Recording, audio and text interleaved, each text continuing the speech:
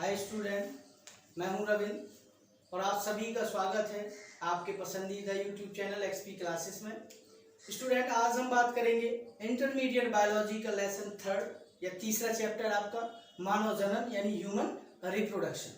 ठीक, human reproduction मानव जनन, तो आपके दिमाग में आता होगा रिप्रोडक्शन यानी कि जनन। तो सबसे पहले आपको मानव जनन पढ़ने से पहले आपको क्लियर करना है जनन होता क्या है। ठीक, यानी कि रिप्रोडक्शन है क्या। तो रिप्रोडक्शन से ही आपका पता चलता है कि रिप्रोडक्शन है क्या। आप इसको अगर डिफरेंशिएट कर देते हैं, अलग अलग कर देते हैं दोनों वर्ड को, तो आपका हो जाता है री प्लस प्रोडक्शन। ठीक, री प्लस प्रोडक्शन। ठीक, अब रिप्रोडक्शन तो आप जानते हैं री मीन्स होता है दोबारा। क्लियर। प्रोडक्शन मतलब उत्पादन, यानी कि आप कह सकते हैं जब कोई जीवधारी या कोई मानव, क्लियर, आप मानव जनन पढ़ रहे हैं तो मानव से रिलेटेड समझेंगे। तो जब कोई मानव अपने ही जैसे किसी दूसरे जीव को या कहें किसी दूसरे मानव को क्या करता है, जन्म देता है। क्लियर। तो उस विधि को, उस प्रोसेस को हम लोग क्या कह देते हैं, जनन यानी कि रिप्रोडक्शन। क्लियर। तो आप जानते हैं कि मानव जो जनन करता है तो किस विधि के द्वारा करता है, किस प्रोसेस के तहत करता है। तो आप जानते हैं जनन कौन सा होता है मानव में। तो आप जनन जो आपका मानव में होता है वो होता है लैंगिक जनन। किस जनन द्वारा, किस विधि द्वारा, लैंगिक। ठीक, यानी कि लैंगिक, या आप इसको कह सकते हैं कैसा, सेक्सुअल। ठीक, तो लैंगिक जनन या कह लें सेक्सुअल जो आपका रिप्रोडक्शन चलता है वो किस प्रकार होता है। ठीक, तो ये आपका लैंगिक जनन में आप जानते हैं, पहले इसकी डेफिनेशन हम लोग क्लियर कर लेंगे लैंगिक जनन की है क्या। यानी कि सेक्सुअल रिप्रोडक्शन की हम लोग क्या करेंगे, डेफिनेशन यानी परिभाषा पहले आप देखेंगे कि होती क्या है। तो बहुत ही साधारण सी आपको डेफिनेशन देना है इसकी लैंगिक जनन की, ज्यादा आपको डिफिकल्ट नहीं बनाना उसे, ताकि आपको भी समझ में आए और जब आप लिखें तो वो आपकी समझ में आनी चाहिए कि आप लिख क्या रहे हैं। क्लियर। तो लैंगिक जनन यानी कि सेक्सुअल रिप्रोडक्शन का मतलब होता है जीवधारियों में होने वाला ऐसा जनन जिसके तहत दो जीवधारी, ठीक, ये क्या कहेंगे, दो जीवधारी, या कह सकते हैं ऐसी जीवधारी जिसमें दोनों आपके मेल या फीमेल दोनों आपके क्या होते हो, सेक्स ऑर्गन उपस्थित होते हैं। क्लियर। या आप कहेंगे जीवों में होने वाला या जीवधारियों में होने वाला ऐसा जनन जिसमें कोई दो जीव, देख दो जीव यानी कि जो अपोजिट जेंडर वाले होते हैं, यानी कि अलग अलग लिंग वाले होते हैं। जैसे एक मेल हो गया तो दूसरा क्या होगा, फीमेल। क्लियर। तो दो अलग अलग लिंग वाले जीवधारी मिलकर एक अपने ही जैसे एक नए संतान या कह लें नए मानव का, क्या कह लें नए जीव का क्या करता है, निर्माण करता है। तो उसको हम लोग क्या कह देते हैं, लैंगिक जनन। क्लियर। क्या हो गया, लैंगिक जनन की परिभाषा क्या देंगे, जीवधारियों में होने वाला ऐसा जनन जिसमें कोई दो जीवधारी, या आप कह सकते हैं एक मेल और दूसरा फीमेल, यानी कि अपोजिट जेंडर वाले यानी विपरीत लिंग वाले, क्लियर, आपस में मिलकर क्या बनाते हैं, अपने ही जैसे किसी दूसरे जीव का क्या करते हैं, निर्माण। उसको क्या कह देते हैं, लैंगिक जनन यानी कि सेक्सुअल रिप्रोडक्शन। क्लियर। अब लैंगिक जनन तो आप जानते हैं मानव किस प्रकार का जनन करता है, लैंगिक जनन। अब लैंगिक जनन है तो दो जीवधारियों की जरूरत होगी, वो भी कैसे, अपोजिट जेंडर वाले। तो आप जानते हैं मानव में दो जेंडर वाले जीव, तो एक मेल हो जाता है और दूसरा कैसा, फीमेल। तो यानी कि एक आपका हो जाता है नर और एक हो जाता है मादा। आप इसी को कह सकते हैं स्त्री। ठीक, और इसी को हम नर को क्या कह सकते हैं, पुरुषों में आप ह्यूमन में पढ़ रहे हैं, मनुष्य में पढ़ रहे हैं तो क्या हो जाएगा, नर क्या होता है, पुरुष। क्लियर। यानी पुरुष और स्त्री, या आप इसी को कह सकते हैं मेल और फीमेल। ठीक, ये आपका मेल यानी कि नर यानी कि पुरुष कहेंगे हम मानव में, और ये मादा यानी कि स्त्री यानी कि फीमेल। क्लियर। अब होता क्या है, मेल से क्या बनते हैं, मेल गैमीट। क्या बनेंगे, मेल गैमीट। ठीक, या आप इसको कह सकते हैं नर युग्मक। क्या बनते हैं, मेल गैमीट यानी कि नर युग्मक। और ऐसे ही फीमेल से यानी कि स्त्री के अंदर क्या बनेंगे, फीमेल गैमीट यानी कि मादा युग्मक, मादा युग्म। क्लियर। क्या बनेंगे, मादा युग्म। ठीक, मेल से क्या बना, मेल गैमीट यानी कि नर युग्मक, यानी कि पुरुषों के अंदर क्या बने, नर युग्मक, और स्त्रियों के अंदर क्या बने, मादा युग्मक यानी कि फीमेल के अंदर फीमेल गैमीट।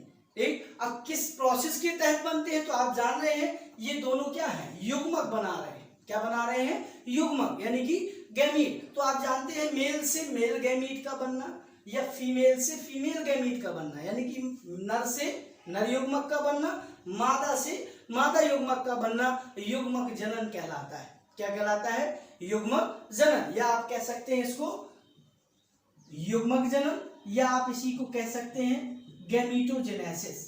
क्या कहेंगे इसको, गैमीटोजेनेसिस। कौन सी प्रोसेस चल रही है, मेल के अंदर या नर के अंदर, या पुरुष से पुरुष के गैमीट बन रहे हैं यानी कि नर युग्मक, स्त्री के अंदर स्त्री से मादा युग्मक यानी कि फीमेल गैमीट बन रहे हैं। लेकिन जब गैमीट बन रहे हैं दोनों में, तो इस प्रोसेस को, इस क्रिया को हम लोग क्या कह देते हैं, युग्मक जनन, यानी कि मनुष्यों से युग्मकों का बनना क्या कहलाता है, युग्मक जनन। ठीक, या उसी को हम क्या कह देंगे, गैमीटोजेनेसिस। जब गैमीटोजेनेसिस चलता है तो इसमें विभाजन होता है। क्या होता है, विभाजन, यानी कि फीमेल के अंदर और मेल के अंदर जो गैमीट बनाने वाले ऑर्गन होंगे यानी कि अंग होंगे, उनकी कोशिकाओं में क्या चल रहा होगा, विभाजन, यानी कि आप कह सकते हैं विभाजन, आप समझ रहे होंगे किसी चीज का बंटना। ठीक, तो कोशिकाएं क्या हो रही होंगी, बट रही होंगी, और आगे चल करके नर युग्मक बनाएंगे मेल में यानी कि नर में, और मादा में क्या बनाएंगी, मादा युग्मक। तो जब वो कोशिकाएं ये युग्मक बना रही होंगी तो उनमें विभाजन चल रहा होगा, और वो विभाजन क्या कहलाता है, कौन सा विभाजन, तो आप जानते हैं कौन सा विभाजन, अर्धसूत्री विभाजन। कौन सा विभाजन, अर्धसूत्री विभाजन, अर्धसूत्री विभाजन। ठीक, अर्धसूत्री विभाजन कह सकते हैं, इसी को आप कह सकते हैं मियोसिस डिवीजन। कौन सा, मियोसिस डिवीजन, मियोसिस डिवीजन। ठीक है, आप इसकी डेफिनेशन समझेंगे कि युग्मक जनन है क्या, ठीक, ताकि आपको क्लियर हो सके, आप अपने नोट्स क्लियर कर सके।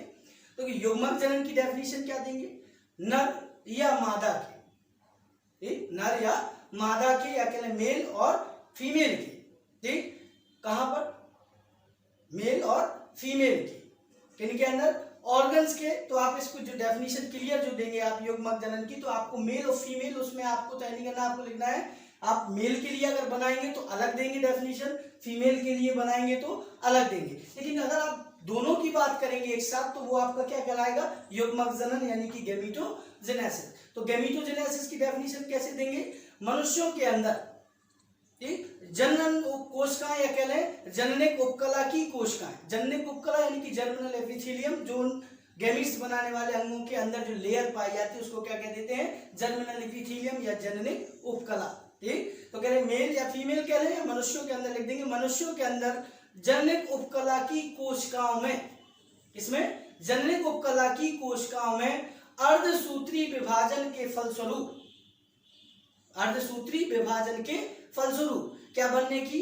युग्मक बनने की क्रिया को क्या कहेंगे, युग्मक जनन यानी कि गैमीटोजेनेसिस। आप कह सकते हैं मनुष्यों में जननिक उपकला की कोशिकाओं अर्धसूत्री विभाजन के फलस्वरूप, कौन सा विभाजन हो रहा है, अर्धसूत्री विभाजन के फलस्वरूप युग्मक बनने की क्रिया को क्या कहते हैं, युग्मक जनन यानी कि गैमीटोजेनेसिस। ठीक, तो मेल में अलग युग्मक जनन चलेगा, फीमेल में अलग युग्मक जनन चलेगा। तो मेल का जो युग्मक जनन होता है उसको हम लोग कह देते हैं नर युग्मक जनन, नर युग्मक जनन। और आप जानते हैं नर का युग्मक क्या होता है, स्पर्म। क्या होता है, स्पर्म यानी कि शुक्राणु। क्या होता है, शुक्राणु। और आप जानते हैं मादा युग्मक क्या होता है, मादा युग्मक होता है अंडाणु यानी कि ओवम। क्या होता है, ओवम, या इसी को आप कह सकते हैं क्या, एग। ठीक, मेल का जो युग्मक होता है, नर का जो युग्मक होता है उसको क्या कहते हैं, शुक्राणु, और मादा का जो युग्मक बनता है उसको क्या कहते हैं, अंडाणु। तो आप इसको मेल के अंदर जब युग्मक चलता है यानी कि युग्मक जनन चलता है तो उस युग्मक जनन को क्या कहते हैं, नर युग्मक जनन। ठीक, और इसी को अगर आप नर युग्मक जनन नहीं कहेंगे तो इसका दूसरा नाम आप कह सकते हैं शुक्राणु जनन, क्योंकि किसका निर्माण हो रहा है, नर युग्मक का। नर युग्मक क्या है, शुक्राणु, तो हम इसको क्या लिख सकते हैं, शुक्राणु जनन।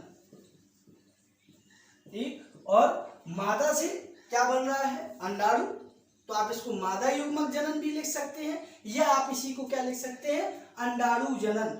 इसको क्या कहते हैं, अंडाणु जनन कह सकते हैं, इसी को मादा युग्मक जनन कह सकते हैं, इसी को अंडाणु जनन। तो नर जो शुक्राणु जनन है आपका, इसको हम लोग कह देते हैं स्पर्मेटोजेनेसिस, स्पर्मेटोजेनेसिस। और जो फीमेल के अंदर अंडाणु जनन चलता है, इसको हम लोग क्या कह देते हैं, ऊजेनेसिस।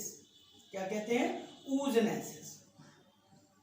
ये अंडाणु जनन और ये शुक्राणु जनन यानी कि स्पर्मेटोजेनेसिस। अब स्पर्म बनते हैं, ओवम बनते हैं, इतना प्रोसेस आपको समझ में आ गया होगा। मेल से यानी कि पुरुष के अंदर क्या चलता है, युग्मक जनन की प्रोसेस चलती है, जिसमें जननिक जो कोशिकाएं होती हैं, जननिक उपकला की कोशिकाएं, उनमें अर्धसूत्री क्या होता है, विभाजन, और अर्धसूत्री विभाजन के फलस्वरूप क्या बनते हैं, नर युग्मक, जिनको हम लोग क्या कह देते हैं, शुक्राणु। ठीक, तो इस प्रोसेस को क्या कह देते हैं, शुक्राणु जनन यानी कि नर युग्मक जनन। और ऐसे ही आपका मादा के अंदर यानी कि स्त्री के अंदर वही प्रोसेस चल रही होती है, जननिक उपकला की कोशिकाओं में अर्धसूत्री विभाजन होगा, अर्धसूत्री विभाजन के फलस्वरूप क्या बनेगा, मादा युग्मक। मादा युग्मक या आप कह सकते हैं क्या, अंडाणु। ठीक, तो इस प्रोसेस को क्या कह देंगे, इस क्रिया को क्या कह देंगे, अंडाणु जनन। ठीक, यानी कि नर से या पुरुष से शुक्राणु का बनना, शुक्राणु जनन, मादा से यानी कि स्त्री से अंडाणु का बनना क्या कहलाता है, अंडाणु जनन। ठीक, कैसे बनता है, अर्धसूत्री विभाजन के द्वारा। अर्धसूत्री विभाजन किसमें होगा, जो कोशिकाएं ये बनाएंगी, और उन कोशिकाओं को क्या कहेंगे, जननिक उपकला की कोशिकाएं यानी कि जर्मिनल एपिथेलियम की कोशिकाएं। क्लियर, इतना आपको समझ में आ गया होगा। ठीक, अब इस ये दोनों जो बनने वाले युग्मक हैं, ये अंडाणु और शुक्राणु यानी कि स्पर्म और ओवम या एग कह सकते हैं आप, ये क्या करेंगे, आपस में एक दूसरे से फ्यूजन करते हैं। क्या करते हैं, फ्यूजन, यानी कि दोनों आपस में मिलेंगे, और जब मिलते हैं तो एक कोश की संरचना का निर्माण करते हैं। कैसे, एक कोश की संरचना का निर्माण, एक कोश की संरचना का निर्माण। तो ये जो बनता है, इस संरचना को कहते हैं युग्मनज। क्या कहते हैं, युग्मनज, या इसी को आप कह सकते हैं जाइगोट। क्या कहेंगे, युग्मनज यानी कि जाइगोट। क्लियर, ये जाइगोट है यानी कि आपका युग्मनज है, यानी कि ये क्या है, दोनों आपके अंडाणु और शुक्राणु के मिलने से बनने वाली एक कोशिकीय संरचना, जिसको क्या कहते हैं, युग्मनज यानी कि जाइगोट। और जब आपके शुक्राणु और अंडाणु यानी कि ओवम और आपका स्पर्म दोनों फ्यूज होते हैं, तो इस घटना को कहते हैं हम लोग निषेचन। क्या कहते हैं, निषेचन, या आप कह सकते हैं इसको फर्टिलाइजेशन। क्या कहेंगे, फर्टिलाइजेशन। ठीक, ये आपका क्या है, फर्टिलाइजेशन हो रहा है यानी कि निषेचन, जिससे ओवम और एग दोनों आपस में क्या हो रहे हैं, फ्यूज हो रहे हैं। और फ्यूज यानी कि आपस में मिल रहे हैं, और मिल करके क्या बनाते हैं, एक कोश की संरचना। ठीक है, अब आपको समझना है, एक कोश की संरचना है, दोनों आपस में। तो कभी आपको गुणसूत्रों के, जब आप देखते हैं इनके गुणसूत्र में, तो कभी कभी गुणसूत्र भी दिए रहते हैं, आप इसी में दे सकते हैं। तो आप जानते हैं एक पुरुष में यानी कि एक नर में कितने गुणसूत्र होते हैं कोशिकाओं में, 46। ऐसे ही मादा में कितने होंगे, 46। ठीक, जब 46 है और अर्धसूत्री विभाजन हो रहा है इनमें दोनों में, जब युग्मक बनेंगे तो कौन सा विभाजन होगा, अर्धसूत्री। जब अर्धसूत्री विभाजन होगा तो जो 46 गुणसूत्र है, उसमें आपने अर्धसूत्री विभाजन में पढ़ा है कि वो उसमें क्रोमोसोम यानी गुणसूत्र की संख्या क्या हो जाती है, आधी आधी हो जाती है। ठीक, तो हर स्पर्म में यानी कि जो शुक्राणु बन रहे हैं, उनमें क्रोमोसोम कितने हो जाएंगे, गुणसूत्र कितने हो जाएंगे, आधे। आधे मतलब कितने, 23। ठीक, तो इसमें भी सेम वैसे ही होगा, तो इसमें भी कितने हो जाएंगे गुणसूत्र, 23। ठीक, और इधर दोनों आपस में फिर मिल जाएंगे, तो 23 और 23 यानी कि 23 और 23 मिल करके कितने हो जाएंगे, 46 यानी कि 46। तो यानी कि वापस वही आपके क्रोमोसोम यानी गुणसूत्र आ जाएंगे जहां से ये स्टार्ट हुए थे। क्लियर, इसलिए ये जो आपकी संरचना होती है, इसको हम लोग कह देते हैं 2n यानी कि डिप्लॉयड। ठीक, ये भी आपकी क्या कहलाती है, 2n यानी कि डिप्लॉयड। इधर आके जब युग्मक बनते हैं तो ये क्या हो जाते हैं, n। क्या हो जाते हैं, n। तो ये भी आपके क्या कहलाते हैं, n। ठीक, और ये दोनों जब मिलेंगे n और n, तो वापस फिर से क्या बन जाएगा, वही 2n जहां से स्टार्ट हुआ था, तो ये क्या हो जाता है 2n। ठीक, यानी कि द्विगुणित। ठीक, यानी कि एक द्विगुणित एक कोश की संरचना, जिसको हम लोग क्या कह देते हैं, युग्मनज यानी कि जाइगोट। ठीक, इतना आपको समझ में आया होगा। ठीक, आप चाहें तो इसका स्क्रीनशॉट ले सकते हैं अपनी नोटबुक में, इसको क्लियर करके फिर आप समझ सकते हैं, तो जल्दी से इसका स्क्रीनशॉट ले लीजिए आप। हो गया, ये स्क्रीनशॉट ले लिया आपने। अब इसके आगे ये हो गया आपका प्रोसेस जो आपको इस चैप्टर में पढ़ना है। तो आप देख रहे हैं जीवधारी कितने भाग ले रहे हैं, 2, एक आपका मेल है, दूसरा आपका फीमेल है। तो आप जानते हैं कि एक नर है और एक मादा है। जब नर और मादा दो लोगों के बारे में बात हो रही है, तो जाहिर सी बात है आप पढ़ेंगे कि नर में वो कौन से ऐसे अंग होते हैं जो क्या बनाते हैं, शुक्राणु बनाते हैं या शुक्राणु बनाने में मदद करते हैं। क्योंकि आप जानते हैं कोई भी फंक्शन जब मेल या फीमेल में या किसी ऑर्गेनिज्म में या किसी जीवधारी में चल रहा होता है, ठीक, तो उसमें एक पूरा अंगों का सिस्टम यानी कि एक तंत्र भाग लेता है। और आप जानते हैं अंग तंत्र का मतलब क्या हो जाता है कि बहुत सारे अंग एक साथ एक काम में लग जाते हैं। तो वो सारे ऑर्गन यानी अंगों को मिलाकर हम लोग क्या कह देते हैं, अंग तंत्र। जैसे आपने पाचन तंत्र पढ़ा होगा, उत्सर्जन तंत्र पढ़ा होगा, ठीक, जनन तंत्र आपका क्या है, ये भी जनन से रिलेटेड है, तो इसको हम लोग क्या कह देंगे, जनन तंत्र। क्लियर, यानी कि अंगों का ऐसा समूह जो जनन करने में, ठीक, क्या करता है, हेल्प करता है, मदद करता है। उन सारे अंगों के समूह को क्या कह देते हैं, तो जनन तंत्र। ठीक, क्या कह देंगे, जनन तंत्र यानी कि रिप्रोडक्टिव सिस्टम। ठीक, तो अब मेल है तो नर का नर जनन तंत्र, ठीक, मेल फीमेल के अंदर यानी कि स्त्री के अंदर, मादा के अंदर तो मादा जनन तंत्र। ठीक, तो अब आपको दोनों के जनन तंत्र पढ़ना है ताकि आप क्लियर कर सके कि नर में शुक्राणु कैसे बनते हैं, कहाँ से बनते हैं, कौन कौन से अंग भाग ले रहे होते हैं। ऐसे फीमेल में जब आप पढ़ेंगे तो आप देखेंगे फीमेल में कौन कौन से अंग होते हैं जो मिल करके अंडाणु बनाने में मदद कर रहे होते हैं, ठीक है, अंडाणु बना रहे होते हैं। तो वो आपको दोनों के सिस्टमों को आपको पढ़ना है, यानी कि तंत्र पढ़ना है आपको, जनन तंत्र दोनों के नर जनन तंत्र, मादा में मादा जनन तंत्र। क्लियर, तो आपको दोनों का अलग अलग करके हम आपको बताएंगे कि दोनों में जनन तंत्र चलना कैसे है। तो जब जनन तंत्र होता है तो बात आती है जनन तंत्र की, तो जनन तंत्र में बहुत सारे अंग यानी कि ऑर्गन भाग ले रहे होते हैं। तो मेल के अंदर, ठीक, तो मेल के अंदर का जो आप देखेंगे वो अलग पढ़ेंगे और फीमेल के अंदर का यानी कि मादा के अंदर का आप अलग पढ़ेंगे। तो जब नर और मादा दोनों का पढ़ेंगे तो आपको पढ़ना क्या है, तो बात करते हैं हम लोग नर जनन तंत्र की। पहले हम देखेंगे नर जनन तंत्र, उसके बाद आप देखेंगे मादा जनन तंत्र। तो नर जनन तंत्र जो आपका मेल रिप्रोडक्टिव सिस्टम है, उसमें आप देखेंगे कुछ इस प्रकार का स्ट्रक्चर यानी कि संरचना आपको दिखाई देगी। ठीक, स्ट्रक्चर हो सकता है थोड़ा सा देखने में आपको थोड़ा सा कुछ आपकी कुछ आकृतियां कुछ साइड की आपका मतलब बराबर बैलेंस नहीं होगा, लेकिन आपके समझने के लिए जैसा है वैसा आपका पूरा एकदम क्लियर है। क्लियर, आपको क्लियर करके देंगे, आपको समझ में आएगा। ठीक, तो स्ट्रक्चर पे ना जाइए, आप केवल आपको इसको समझना है। तो इसमें आप देखेंगे कौन कौन से ऑर्गन भाग लेते हैं। तो सबसे पहले आप इसमें देखेंगे कौन कौन से ऑर्गन आपको दिख रहे हैं। तो सबसे पहले आप देखेंगे आपको 2 ओवल शेप स्ट्रक्चर दिख रहे हैं, जिसको हम लोग क्या कह देते हैं, टेस्टिस। टेस्टिस यानी कि वृषण। क्या है ये, टेस्टिस यानी कि वृषण।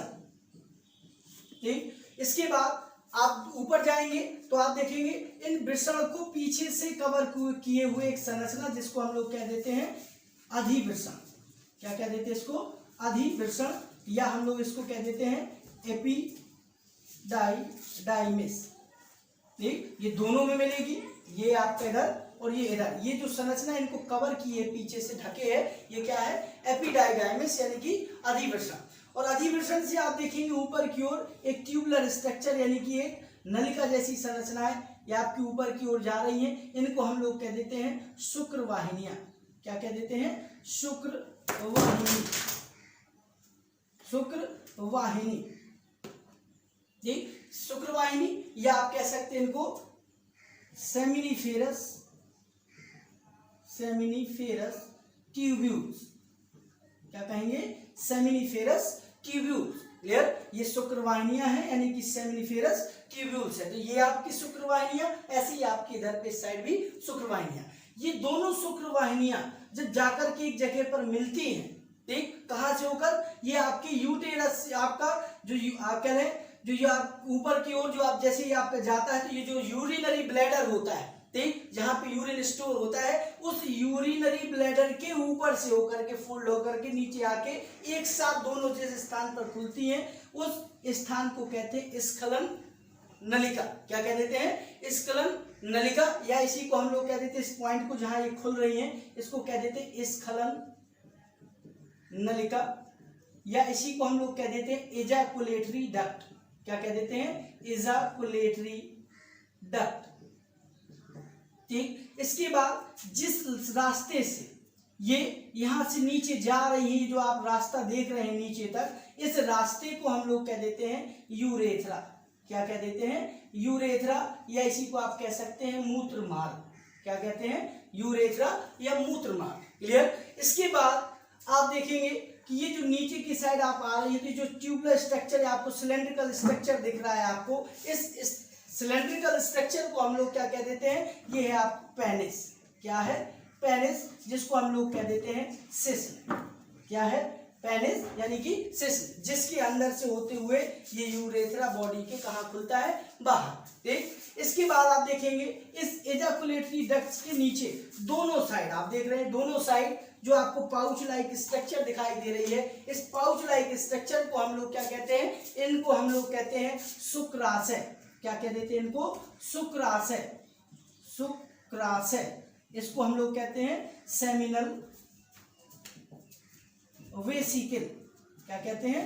सेमिनल वेसिकल, यानी कि शुक्राशय। देख, दोनों साइड आप देख रहे होंगे, ये सेमिनल वेसिकल है यानी कि शुक्राशय है। शुक्राशय के नीचे आप देख रहे होंगे तो आपको ये आपकी दोनों साइड जो दिख रही है, ये एक आपकी ग्रंथि है। शुक्राशय भी आपकी एक ग्रंथि है और ये भी क्या है? ग्रंथि है। ये जो आपको दिख रही है ये भी क्या है?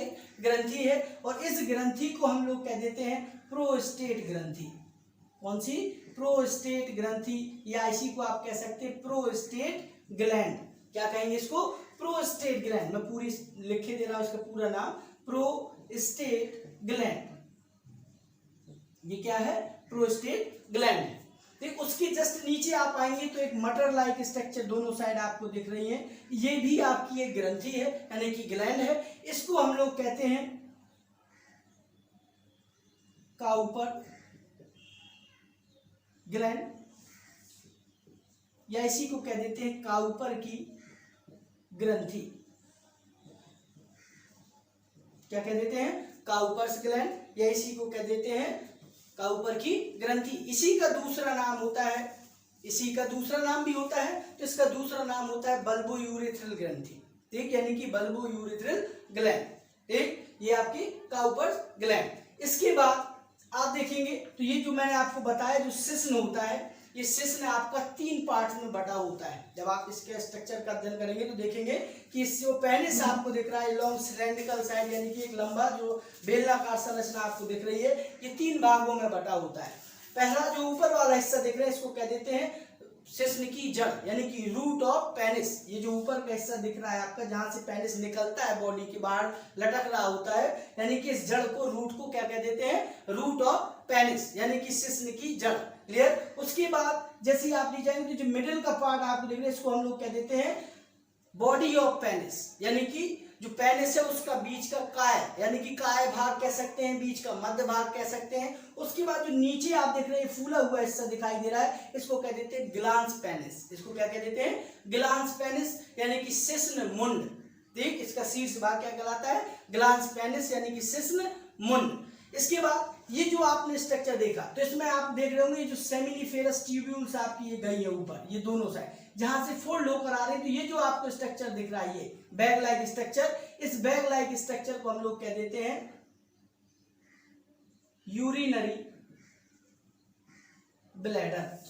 क्या कहेंगे इसको? Urinary bladder. इसी को आप लोग कह सकते हैं मूत्राशय। इसी का क्या नाम होता है? मूत्राशय या यूरिनरी ब्लैडर। इस यूरिनरी ब्लैडर के ऊपर से फोल्ड होकर ये दोनों शुक्रवाहिनियां, ये आपकी दोनों शुक्रवाहिनियां आकर के एक साथ मिलती है। तो ये इतना आपका स्ट्रक्चर जो आप देख रहे हैं ये किसके अंतर्गत है? मेल रिप्रोडक्टिव सिस्टम में। इतने ही ऑर्गन मिल करके, इसमें कुछ अंग हैं, कुछ वाहिकाएं हैं जिनको आप डक्ट कह सकते हैं, ठीक, और कुछ ग्लैंड हैं यानी कि ग्रंथियां हैं, और कुछ आपके क्या है जो बॉडी के बाहर पाए जाने वाले हिस्से होते हैं। इसी में आप देख रहे होंगे तो ये जो वृषण है, जब आप इसको देखेंगे तो वृषण भी, दोनों टेस्टिस भी एक मस्कुलर आवरण से क्या होते हैं, इस प्रकार से ढके होते हैं, और इनको हम लोग क्या कह देते हैं, वृषण कोश। क्या कह देते हैं, वृषण कोश, यानी कि इसको आप कह सकते हैं स्क्रोटम। क्या कहेंगे हम लोग, स्क्रोटम, यानी कि वृषण कोश। ठीक, ये जो आपके दोनों वृषण है यानी कि टेस्टिस, एक त्वचीय उपकरण या कह लें त्वचीय आवरण से ढका होता है। उस त्वचीय आवरण को, उस कह लें पाउच लाइक स्ट्रक्चर को, जो दोनों को क्या किए है, ढके है, उसको हम लोग क्या कह देते हैं, वृषण कोश यानी कि स्क्रोटम। ठीक, और ये स्क्रोटम जो वृषण कोश है, इसके अंदर क्या पाई जाती है, मसल्स पाई जाती है, जिनसे ये बना होता है। ठीक, इसको, इन मसल्स को, ये आपको याद रखना है, पूछ दिया जाता है, वृषण कोश जिन मसल से, मांसपेशियों से बना होता है, उन मसल्स को हम लोग कह देते हैं डार्टोस मसल। कौन सी मसल, डार्टोस मसल्स, या कह सकते हैं डार्टोस पेशियां। ठीक, ये जो स्क्रोटम आपका कह रहे हैं, जो आपका वृषण कोश जो बना होता है जिन मांसपेशियों से, उनको क्या कह देते हैं, डार्टोस मसल, यानी कि डार्टोस पेशियां।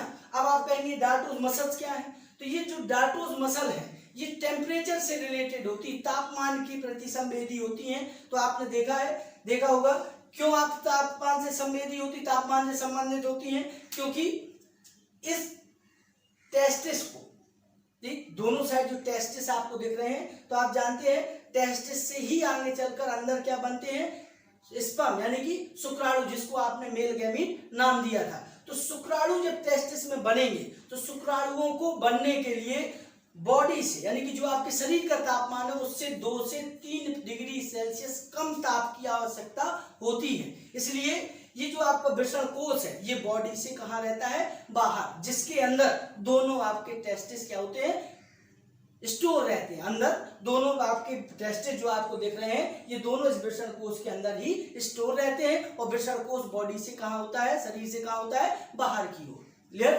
तो ये क्यों बाहर होता है, तो आप समझ गए होंगे, क्योंकि इसको बॉडी से 2-3 डिग्री सेल्सियस तापमान क्या चाहिए होता है, कम।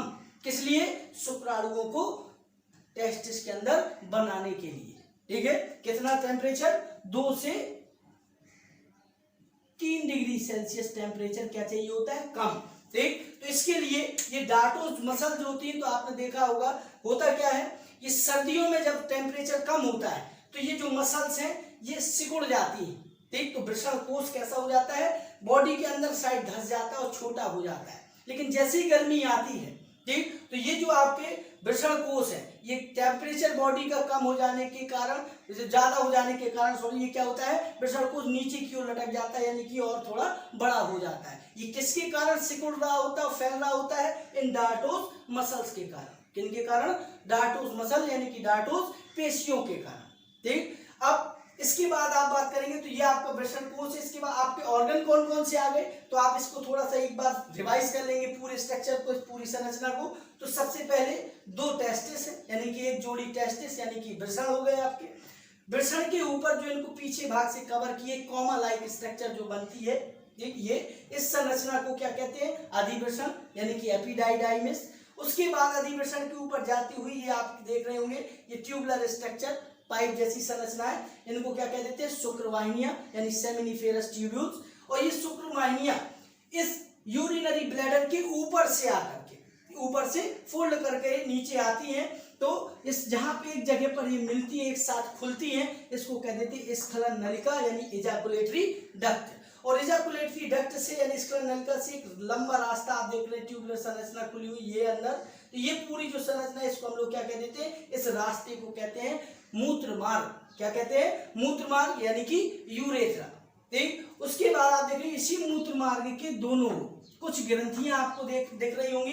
तो उनमें सबसे ऊपर जो ग्रंथियां हैं यूरिनरी ब्लैडर के जस्ट नीचे दोनों साइड, इसको कह देते हैं शुक्राशय, यानी कि सेमिनल वेसिकल। उसके नीचे दूसरी ग्रंथियां हैं जो आपकी होती एक है, लेकिन 5 पिंडों में, या 1 से 5 पिंडों में बटी होती है। कितने पिंडों में, 1 से 5 पिंडों में बटी होती है। इन ग्रंथियों को क्या कहते हैं, प्रोस्टेट ग्रंथि। क्लियर। उसके बाद नीचे आप आएंगे तो मटर के दाने जैसी दोनों साइड आपको स्ट्रक्चर देख रहे हैं, इनको कह देते हैं काउपर्स ग्रंथि, यानी काउपर्स ग्लैंड, इसी को कह देते हैं बल्बो यूरिथ्रल ग्लैंड। क्या कह देते हैं, बल्बो यूरिथ्रल ग्लैंड। क्लियर, यानी कि बल्बो यूरेथ्रल ग्रंथि। उसके बाद आप नीचे देखेंगे तो ये जो यूरेथ्रा है मूत्रमार्ग जिससे बीच से होकर आ रहा है, उस लॉन्ग सिलेंड्रिकल या कहते हैं बेलनाकार संरचना को क्या कहते हैं, पेनिस। क्या कह देते हैं, पेनिस। और पेनिस कितने भाग में बटा होता है, पेनिस को आप 3 भागों में बांट सकते हैं, डिवाइड कर सकते हैं। एक होता है पेनिस की जड़ यानी कि रूट ऑफ पेनिस, दूसरा होता है काय भाग यानी कि इसकी पूरी बॉडी वाला हिस्सा जिसको कह देते हैं बॉडी ऑफ पेनिस, और एक होता है इस पेनिस का एक फूला हुआ हिस्सा जो सबसे आउटर होता है, इसको कह देते हैं ग्लांस पेनिस। क्या कह देते हैं, ग्लांस पेनिस यानी कि शिश्न मुंड। क्लियर है, इतना आपको ये क्लियर हो गया होगा। ठीक, तो ये मेल रिप्रोडक्टिव सिस्टम। लेकिन इसमें जो मेन ऑर्गन आपको देख रहे हैं वो क्या है, ये दोनों क्या, टेस्टिस। ठीक, क्या है, टेस्टिस। टेस्टिस यानी कि वृषण। क्यों, क्योंकि इन्हीं के अंदर क्या बनना है, इन्हीं के अंदर क्या बनेंगे, स्पर्म यानी कि शुक्राणु जो नर युग्मक है। क्योंकि आप नर का रिप्रोडक्टिव सिस्टम पढ़ रहे हैं, नर जन्म तंत्र पढ़ रहे हैं, तो जाहिर सी बात है नर के अंदर बनने वाले जो युग्मक होते हैं उनको क्या कह देते हैं, नर युग्मक यानी मेल गैमीट यानी कि शुक्राणु यानी कि स्पर्म। तो आपको ये जो दोनों मेन स्ट्रक्चर आप देख रहे हैं, तो इनके बारे में आपको थोड़ा ब्रीफली डिस्कस करना है, समझेंगे इसको कि कैसे अंदर स्ट्रक्चर होता है, यानी कि इसकी इंटरनल स्ट्रक्चर कैसी होती है। ठीक, उसके अंदर कहाँ स्पर्म बनते हैं, किस प्रकार बनते हैं, कौन बनाता है, ठीक, कौन उसमें हेल्प करता है, तो इसके बारे में आपको टेस्टिस का स्ट्रक्चर देखना है। जब आप टेस्टिस का स्ट्रक्चर देखेंगे तो इसको थोड़ा सा हमें ब्रीफली बनाना पड़ेगा। तो आप देखेंगे इसको, तो ये टेस्टिस का आपका स्ट्रक्चर, ठीक, यानी कि वृषण की अंदर की संरचना या क्या है, आंतरिक संरचना इसकी। तो अब इसमें देखेंगे होता कैसे, स्पर्म कैसे बनता है, ठीक, कहाँ बनता है, ठीक, किस जगह पे और किस प्रकार से कौन कौन सी कोशिका इनको बनाती है। तो आपको ये समझना है इस वृषण का यानी टेस्टिस का आपका स्ट्रक्चर है, इंटरनल स्ट्रक्चर जिसको कह सकते हैं। तो इसमें आप देखेंगे कि सबसे बाहर जो टेस्टिस यानी कि वृषण जो आपका होता है, ये 3 परतों से ढका होता है बाहर से। कौन, कितनी लेयर से, 3 परतों से यानी कि 3 लेयर से ये ढका होता है। तो सबसे बाहर की जो लेयर होती है इसमें बाहर की ओर, ठीक, उसको कहते हैं, आपको याद रखना है, केवल नाम इसके देख लीजिए आप। सबसे बाहर से जो लेयर इसको ढकती है उसको हम लोग कह देते हैं ट्यूनिका वेजिनैलिस, या आप कह सकते हैं इसको ट्यूनिका वेजिनैलिस। ठीक, दूसरी जो उसकी जस्ट अंदर परत होगी उस परत को हम लोग कहेंगे ट्यूनिका एल्ब्यूजिनिया, और तीसरी जो आपकी परत होती है सबसे अंदर की परत जो होगी अंदर की तरफ, वो कहलाएगी ट्यूनिका वेसिकुलोसा। कौन सी, ट्यूनिका वेसिकुलोसा। यानी कि जो टेस्टिस होता है, जो वृषण होता है, वो 3 परतों से ढका होता है। सबसे बाहरी परत को क्या कहते हैं, ट्यूनिका वेजिनैलिस, उसके अंदर की परत को कहते हैं ट्यूनिका एल्ब्यूजिनिया, और उसकी सबसे अंदर की जो लेयर होती है, तीसरी लेयर सबसे अंदर वाली, उसको कहते हैं ट्यूनिका वेसिकुलोसा।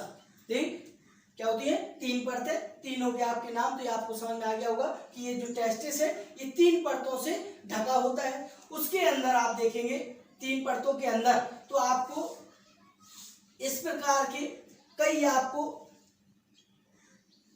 सेप्टम के सेप्टम, या इसको आप लोग कह सकते हैं कि लोब्यूल्स, या आप कह सकते हैं कोष्ठक बाई कोष्ठक, चैम्बर बाई चैम्बर क्या होते हैं, बने होते हैं। इन चैम्बरों को आप क्या कहते हैं, तो इन चैम्बरों को हम लोग कहते हैं टेस्टिकुलर लोब्यूल। इनको हम लोग, ये चैम्बर जो आपके बनते हैं, इन चैम्बर्स को हम लोग क्या कह देते हैं, टेस्टिकुलर लोब्यूल। या आप इनको हिंदी में अगर बात करें तो टेस्टिकुलर लोब्यूल्स होते हैं ये, और टेस्टिकुलर लोब्यूल्स या आप कह सकते हैं इनको वृषण पट्टियां। क्या कह देते हैं, वृषण पट्टियां। तो ये वृषण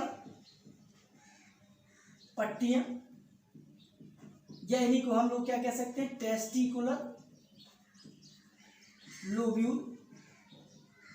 ठीक, और ये जो आपकी वृषण पट्टियां आप देख रहे हैं, ये वास्तव में संख्या में 200 से 250 होती हैं। कितनी होती है, 200 से 250 वृषण पट्टियां होती है। आप इधर देख रहे होंगे 3 बनी आपकी, कितनी होती है ये, 200 से 250। यानी आप कह सकते हैं वृषण के अंदर 200 से 250 क्या पाए जाते हैं, टेस्टिकुलर लोब्यूल, या कहें चैम्बर, या कह सकते हैं वृषण पट्टियां, जो या कह सकते हैं वृषण अंदर से 250, 200 से 250 पट्टियों में, या कह लें आप चैम्बर में, अलग अलग कोष्ठकों में क्या होता है, बटा होता है। ठीक, और हर चैम्बर के अंदर आपको कुछ ट्यूबुलर आप देख रहे होंगे, कुंडलित आपको नलिकाएं दिखाई देंगी, आप कुंडलित नलिकाएं जो आप देख रहे हैं ये, ठीक। और कितनी नलिकाएं, तो हर आपके एक चैम्बर में अगर एक वृषण पट्टिका में कम से कम 1 से लेकर के 3 सेमिनिफेरस ट्यूब्यूल, या आप कह सकते हैं शुक्र जनन नलिकाएं होती हैं। क्या होती हैं? शुक्र जनन नलिकाएं, या आप कह सकते हैं सेमिनिफेरस ट्यूब्यूल्स। इन्हीं को क्या कहते हैं हम लोग? शुक्र जनन नलिकाएं, और इन्हीं को सेमिनिफेरस ट्यूब्यूल्स, सेमिनिफेरस ट्यूब्यूल्स होती है, ठीक। कितनी होती हैं? 1 से 3 सेमिनिफेरस ट्यूब्यूल। और ये वही ट्यूब्यूल्स है जिनके अंदर क्या बनता है? स्पर्म, यानी कि शुक्राणु, यानी कि नर युग्मक जिसको आप कहते हैं, ठीक। ये शुक्र जनन नलिका है, नाम से आपको पता चल जाता है शुक्र जनन, यानी कि शुक्राणुओं का जनन करने वाली नलिका, इसलिए इनको क्या कह देते हैं? शुक्र जनन नलिका। और इनके अंदर किसका निर्माण होता है? तो शुक्राणुओं का, जो नर युग्मक कहलाते हैं। अब शुक्राणु नर युग्मक कहाँ कैसे बनते होंगे? तो इन शुक्र जनन नलिकाओं के अंदर 2 प्रकार की सेल्स यानी कि कोशिकाएं पाई जाती हैं। कितने प्रकार की? 2 प्रकार की। कौन कौन सी होती है? तो आप देखेंगे 2 प्रकार की अलग अलग जो कोशिकाएं होती हैं, उनमें एक कोशिका होती है जर्म सेल। एक प्रकार की कोशिकाओं को क्या कहते हैं? जर्म सेल, यानी कि जनन कोशिका कह सकते हैं। और दूसरी जो आपकी होती है उनको कह देते हैं सर्टोली सेल। कौन सी सेल? सर्टोली सेल, यानी कि सर्टोली कोशिका, ठीक। तो आप देख रहे होंगे, तो जो आपकी एक सेल होती है उनको हम लोग क्या कह देते हैं? जर्म सेल, यानी कि जनन कोशिका। और दूसरी जो आपकी सेल होती है उनको क्या क्या कह देते हैं? उनको कह सकते हैं आप सर्टोली सेल,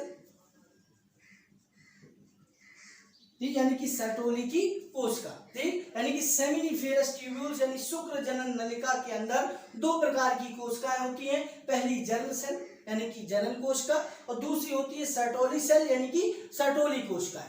जर्म सेल क्या करती है? तो जैसा नाम है इनका, जनन कोशिका, यानी कि ये आगे चल करके किसका जनन करेंगी?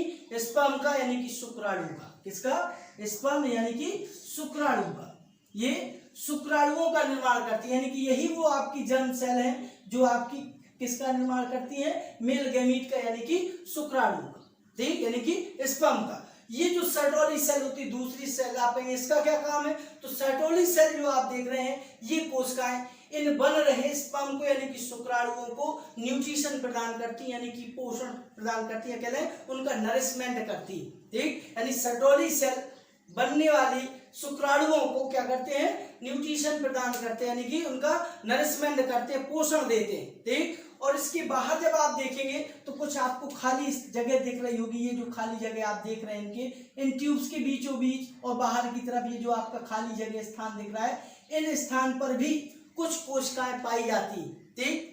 कौन सी कोशिकाएं हैं? तो यहाँ पे जो आपको कोशिकाएं होती हैं, इन कोशिकाओं को हम लैडिक सेल कहते हैं। कौन सी? लैडिक सेल, ठीक। ये कौन सी कोशिकाएं हैं जो अंदर मिलती है? इन ट्यूब्स के बीचों बीच या इस तरह बाहर की तरफ खाली स्थान में, इन खाली जगहों में कोशिकाएं भरी होती हैं। और इन कोशिकाओं को क्या कहते हैं? लैडिक सेल।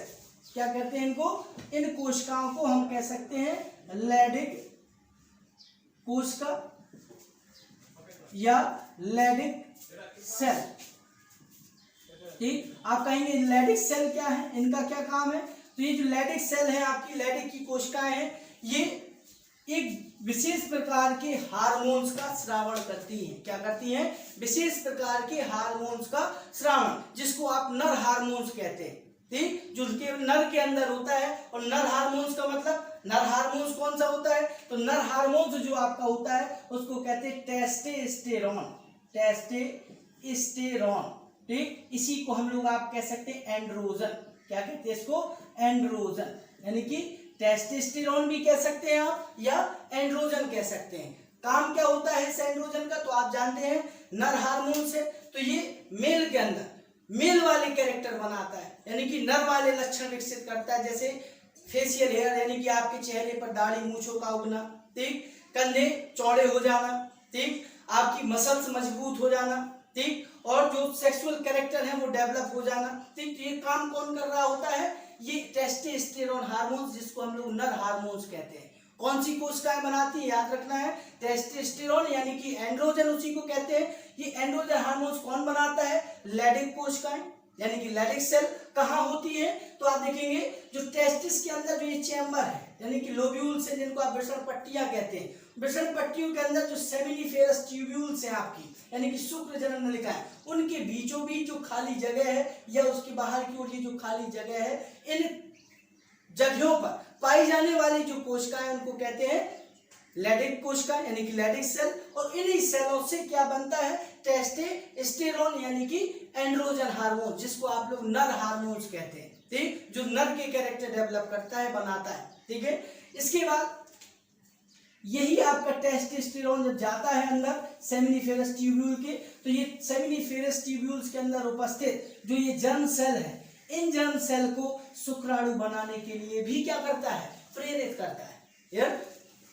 टेस्टोस्टेरोन हार्मोन यानी कि एंड्रोजन हार्मोन, जिसको आप नर हार्मोन्स कहते हैं, ये क्या करता है, ये नर के अंदर नर की कैरेक्टर डेवलप करता है यानी कि मेल कैरेक्टर बनाता है।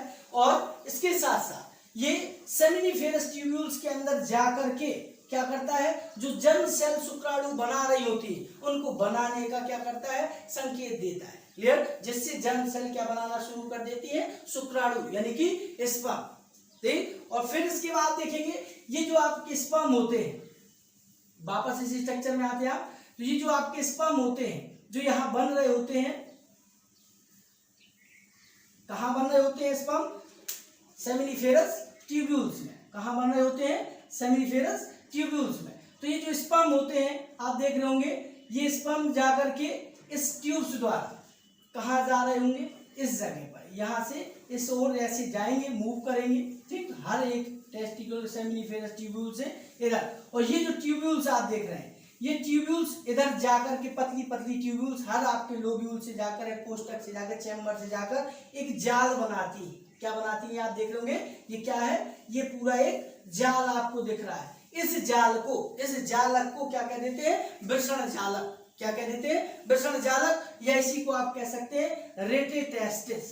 क्या कह देते हैं, रेटेटेस्टिस, या हिंदी में कहते हैं इसको वृषण जालक। क्या कहते हैं, वृषण जालक। ये वृषण जालक है। जालक किसका है, जो ये सेमिनिफेरस ट्यूब्यूल्स आपके अलग अलग चैम्बर से आ रही हैं, ये एक साथ मिलती हैं यानी कि जंक्शन बनाती हैं। उस जाल को, जंक्शन को क्या कह देते हैं, रेटेटेस्टिस यानी कि वृषण जालक। और ये जालक से होते हुए जब स्पर्म या सेमिनिफेरस ट्यूब्यूल से निकलते हैं तो इन जालक से होकर के ऊपर की ओर मूव करते हैं। तो ये जो जालक है ऊपर जाकर ये पतली पतली नलिकाओं में खुलता है ऊपर की ओर, ठीक, पतली पतली नलिकाओं में। तो ये जो नलिकाएं होती हैं, ये जो वाहिनियां आपको दिख रही हैं, जो शुक्राणुओं को कहाँ लेकर जाएंगी, ऊपर की ओर। तो ये जो जालिकाएं आपको दिख रही हैं, इनको हम लोग कहते हैं वासा इफरेंसिया। वासा इफरेंसिया, इनको हम लोग हिंदी में कह सकते हैं शुक्र अपवाही वाहिकाएं या नलिकाएं। शुक्र अपवाही नलिकाएं, इनको हिंदी में आप कह सकते हैं शुक्र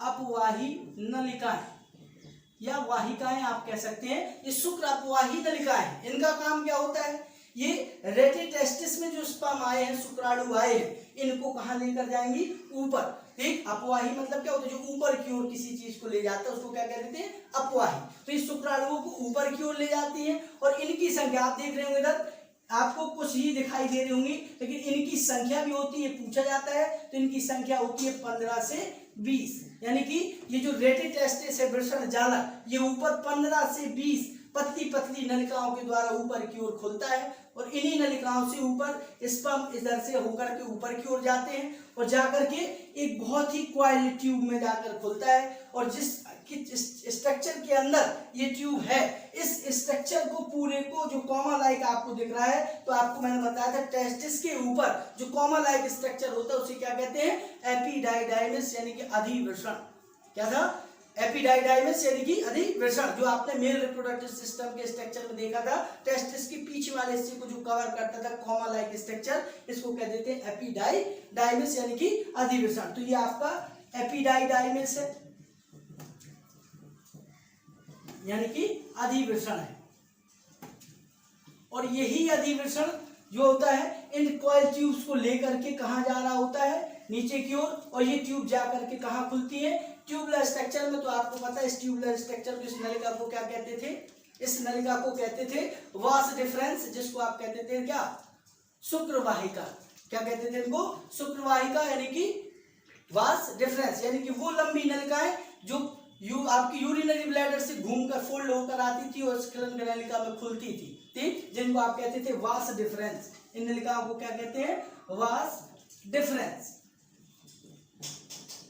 वास डिफरेंस यानी को कहते हैं क्या, शुक्र वाहिकाएं, जो शुक्राणुओं को क्या करके ले जाएंगी, शुक्राणुओं को लेकर के जाएंगी और जाकर के एजैकुलेटरी डक्ट में क्या कर देंगी, छोड़ देंगी। क्लियर, तो ये आपकी शुक्र वाहिका है। क्लियर, ये आपका स्ट्रक्चर है किसका, टेस्टिस का। अब आप समझ गए होंगे कि शुक्राणु कहाँ बनते हैं, यानी कि नर युग्मक कहाँ बनते हैं, कौन सी कोशिकाएं बनाती हैं और कौन सी कोशिकाएं उनका नरिशमेंट करती हैं, उनको पोषण देती हैं ताकि वो आगे बढ़ सके, और कहाँ से होकर के, कहाँ से होते हुए और ये शुक्र वाहिकाओं के द्वारा कहाँ पहुंच जाते हैं, कहाँ पर, एजैकुलेटरी डक्ट में। और उधर से आपने देखा था एक रास्ता था जिसको क्या कहते थे, यूरेथ्रा, यानी कि मूत्रमार्ग। उस मूत्रमार्ग से होकर यानी कि पेनिस से होते हुए बॉडी से कहाँ निकल जाते थे, बाहर।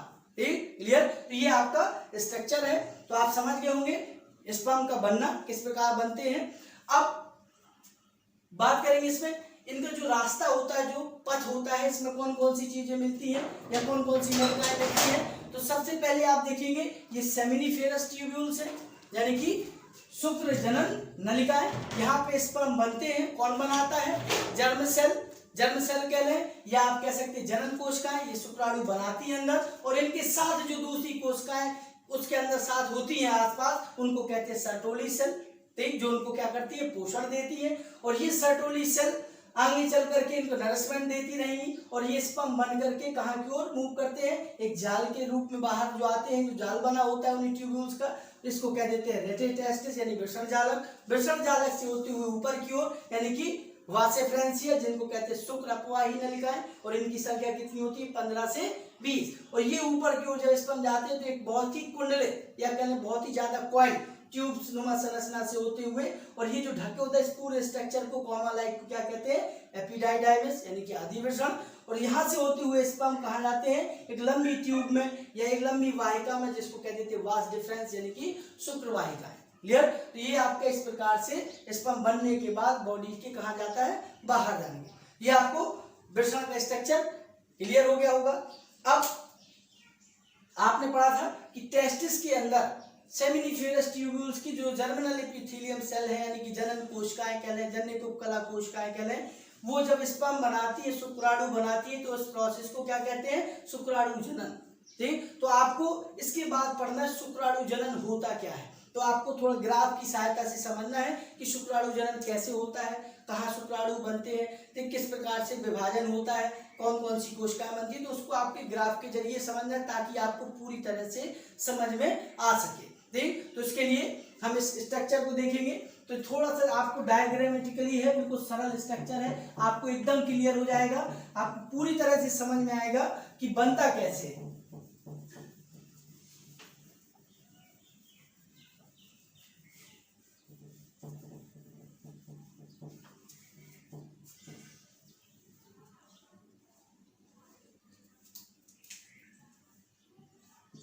पढ़ना क्या है, शुक्राणु जनन, यानी कि शुक्राणुओं का बनना क्या कहलाता है, शुक्राणु जनन, यानी कि स्पर्मेटोजेनेसिस। स्पर्मेटोजेनेसिस। अब स्पर्मेटोजेनेसिस में होता क्या क्या है, तो वो आपको देखना है। तो स्पर्मेटोजेनेसिस में जैसे ही किसी पुरुष के अंदर, यानी कि मेल के अंदर, कब होगा शुक्राणु जनन, वो आपको समझना है। तो शुक्राणु जनन कब होता है किसी पुरुष के अंदर, जब पुरुष क्या हो जाता है, पूरी तरह से जनन के लायक या कहें योग्य हो जाता है।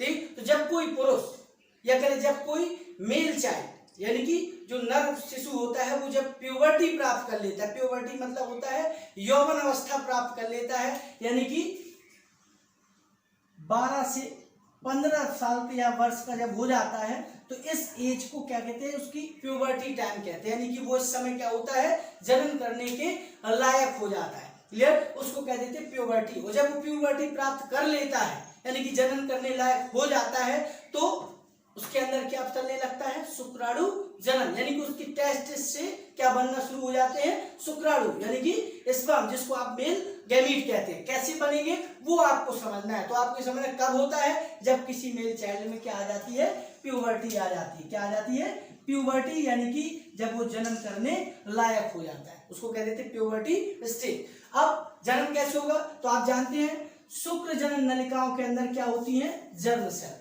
कौन सी सेल, जर्म सेल, यानी कि जनन कोशिकाएं। इन्हीं को आप लोग कह सकते हैं प्राइमरी जर्म सेल। क्या कह सकते हैं लोग, प्राइमरी जर्म सेल। ये प्राइमरी जर्म सेल पहले क्या करेंगी, पहले ये अपनी संख्या में वृद्धि करेंगी, यानी कि डिवाइडेशन करेंगी। तो डिवाइडेशन करेंगी तो 1 से 2, 2 से 4, इस प्रकार से अपनी संख्याओं में क्या करेंगी, वृद्धि। तो जब इस प्रकार से वृद्धि होती है तो इस विभाजन को, जिस विभाजन के तहत ये बढ़ रही होती हैं, इस विभाजन को हम लोग कह देते हैं समसूत्री विभाजन। कौन सा विभाजन, समसूत्री विभाजन, जिसको आप कह सकते हैं माइटोसिस डिवीजन। कौन सा डिवीजन, माइटोसिस डिवीजन, यानी समसूत्री विभाजन, जिससे एक कोशिका से 2 कोशिका, 2 से कितनी, हर कोशिका 2 बनाएंगे तो 2 से कितनी हो जाएंगी, 4। तो इस प्रकार से और भी बनाएंगे, 4 से 8, 8 से 16, 16 से 32। तो इस प्रकार ये अपनी संख्या में क्या कर रही है, वृद्धि, यानी कि मल्टीप्लाई करती जा रही है। ठीक, तो ये जो बनती हैं कोशिकाएं, मल्टीप्लाई करने के बाद इन कोशिकाओं को हम लोग कह देते हैं स्पर्मेटोगोनिया। क्या कह देते हैं, स्पर्मेटोगोनिया। ये यानी कि जो प्राइमरी जर्म सेल से संख्या नंबर्स ऑफ इंक्रीज कर रही है, यानी कि इस संख्या में वृद्धि कर रही हैं, तो इस बनने वाली कोशिकाओं को अब क्या कहते हैं, स्पर्मेटोगोनिया। ये स्पर्मेटोगोनिया जैसे ही आपकी, भाई आप एक सेल से बढ़ रही हैं तो जाहिर सी बात है साइटोप्लाज्म हर बंटवारे में कम होता जाएगा, तो कोशिकाओं का आकार कैसा होता जाता है, छोटा होता चला जाता है। तो ये कोशिका जब आकार छोटा हो जाता है तो ये क्या करेंगी, न्यूट्रिशन लेंगी, पोषक तत्व लेंगी और बड़ी हो जाएंगी। ठीक, और बड़ी होकर के हर कोशिका साइज में क्या करेगी, वृद्धि, यानी कि बड़ी हो जाएगी। तो आप थोड़ा सा इसको बड़ा बना लें, ये बड़ी हो जाती है। तो जैसी एक बड़ी होती है ऐसे ही आपके चारों में होता है, तो आप एक से समझ लें, वैसे ही आपके चारों में चलना है।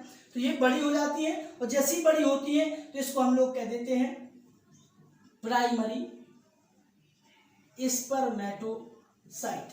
प्राइमरी स्पर्मेटोसाइट कहेंगे। अब इसको क्या कहने लगते हैं हम लोग, प्राइमरी स्पर्मेटोसाइट। किसको, जो स्पर्मेटोगोनिया छोटी हो गई थी साइज में, वो न्यूट्रिशन इकट्ठा करती हैं, पोषण लेती हैं, भोजन लेती हैं, और भोजन लेने के बाद, न्यूट्रिशन लेने के बाद साइज में बड़ी हो जाती हैं। और जब बड़ी हो जाती है तो इनको क्या कहने लगते हैं, प्राइमरी स्पर्मेटोसाइट।